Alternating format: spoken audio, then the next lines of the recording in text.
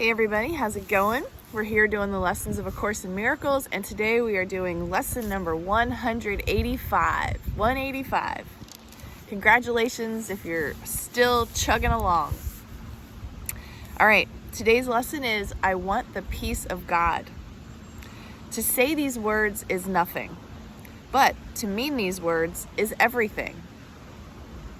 If you could but mean them for just an instant, there would be no further sorrow possible for you in any form, in any place or time. Heaven would be completely given back to full awareness, memory of God entirely restored, the resurrection of all creation fully recognized. No one can mean these words and not be healed. He cannot play with dreams, nor think he is himself a dream. He cannot make a hell and think it real. He wants the peace of God, and it is given him. For that is all he wants, and that is all he will receive. Many have said these words, but few indeed have meant them. You have but to look upon the world you see around you to be sure how very few they are. The world would be completely changed should any two agree these words express the only thing they want. Okay, so continuing with this lesson, we need to understand that what this means is you want the peace of God and nothing else. So yeah, it gets pretty interesting, but I just want to plant that seed a little bit. Okay.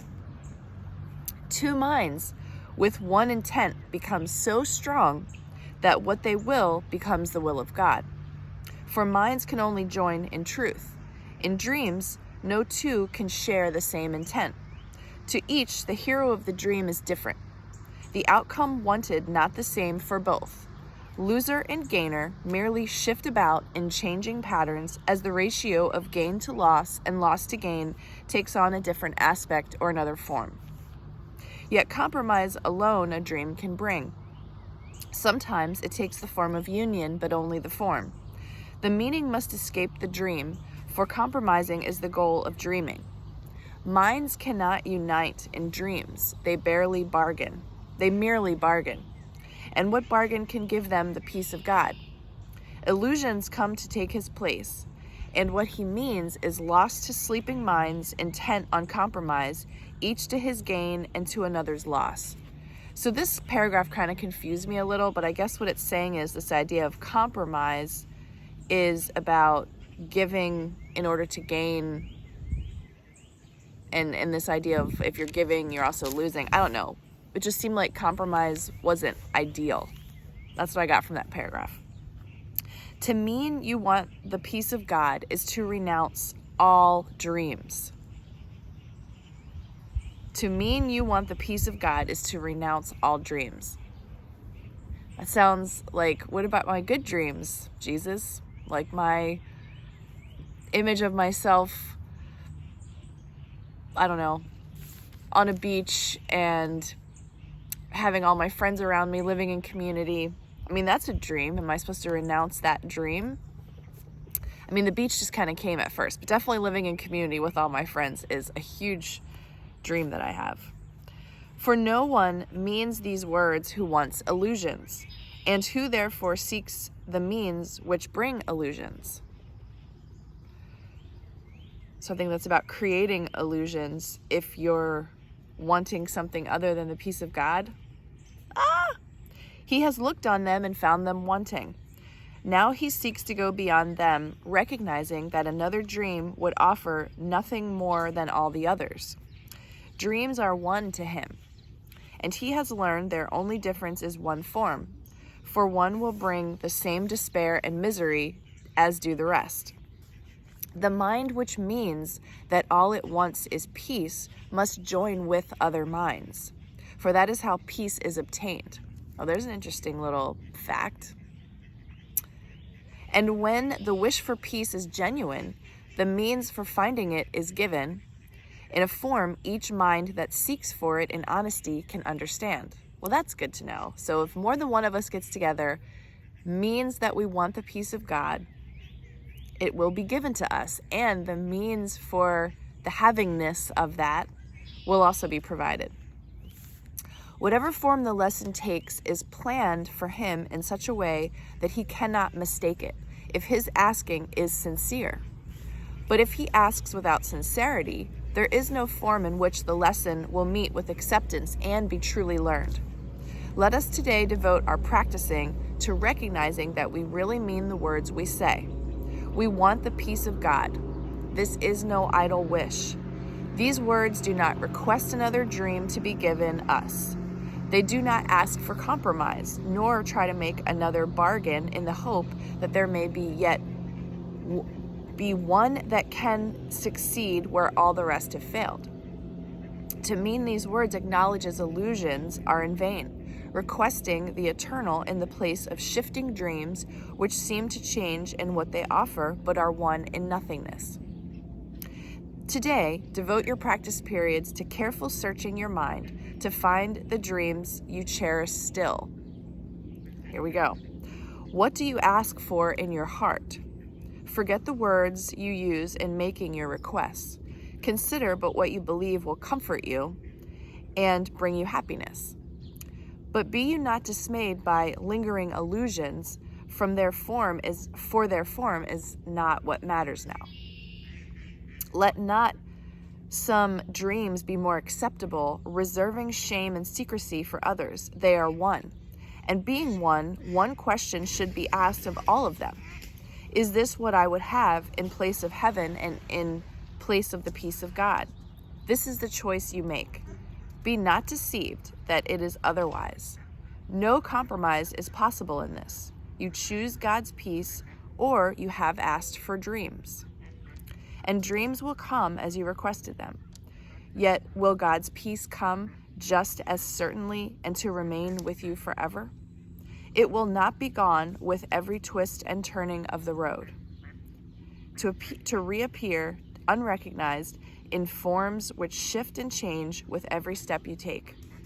You want the peace of God, and so do all who seem to seek for dreams. For them as well as yourself, you ask but this when you make this request with deep sincerity. For thus you reach to what they really want, and join your own intent with what you seek above all things, perhaps unknown to them, but sure to you. You have been weak at times, uncertain in your purpose, and unsure of what you wanted, where to look for it, and where to turn for help in the attempt. Help has been given you, and would you not avail yourself of it by sharing it?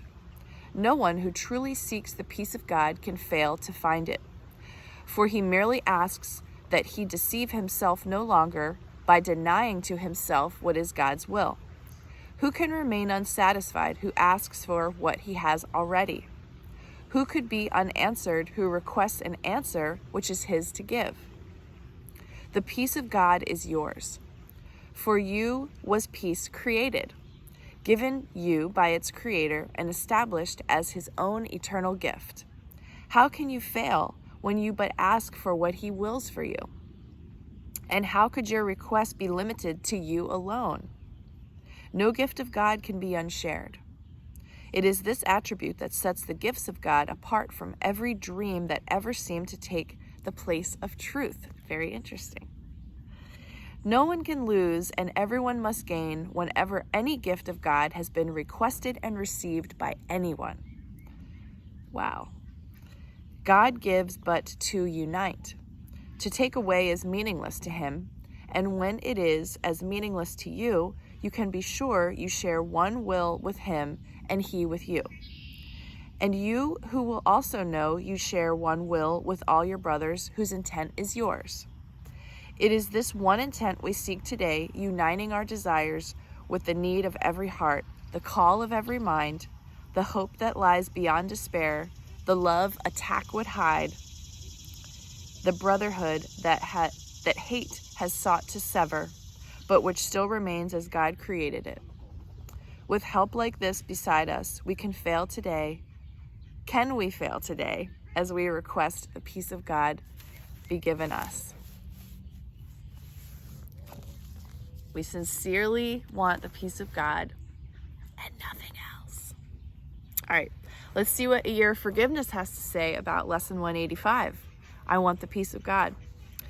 You are blessed beings indeed. I am that one you know as Jesus. There is nothing greater to attain than a peaceful mind.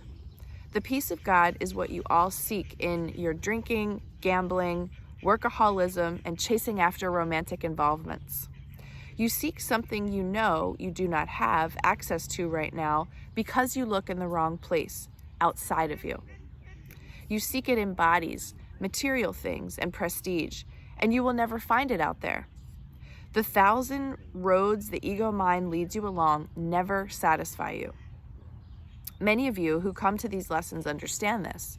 You have chased your idols well through this life, and you have come to a place of disillusionment where you know another body will not do it. Another car will not do it. Another good meal will not do it. Even though you may indulge in those things, you are no longer under any illusions. You have all become disillusioned. As you come to know that illusions have no value and see that you no longer want the things the world offers you, it will seem as if you live in a barren desert. But it is not a barren desert. It is the way home. To go inside is a rich experience. To chase idols of the world is a pointless experience. To become familiar with the inner landscapes of your creativity, inspiration, love, joy, and enthusiasm is the wonderful free gift this internal investigation offers you. This internal investigation has great value because it offers you the peace of God. There will come a point you learn when not to argue anymore. You do not need to argue with anyone. You do not need to chase anything. You will find yourself going through the days of your life happily peaceful. You will then realize how foolish all your games have been, how wasteful of your energy and at times money your games have been. When that happens, you can sit peacefully in your back garden and be at home experiencing the peace of God with a quiet mind, a peaceful heart, and happy demeanor, wanting nothing, needing nothing, and knowing that all is as it should be. I am that one you know as Jesus, and we will speak to you again tomorrow. I want the peace of God. So if we all say that together today, I want the peace of God, and really see what it feels like to mean it, because it feels like to mean that you want the peace of God really does mean that you don't want anything else, and that you know that by having the peace of God, everything that you could have ever imagined for yourself and beyond, of course, because we're limited in our thinking, maybe that's what you get. It's worth exploring. Good luck to all of you with this one today. I want the peace of God for myself and for all of you.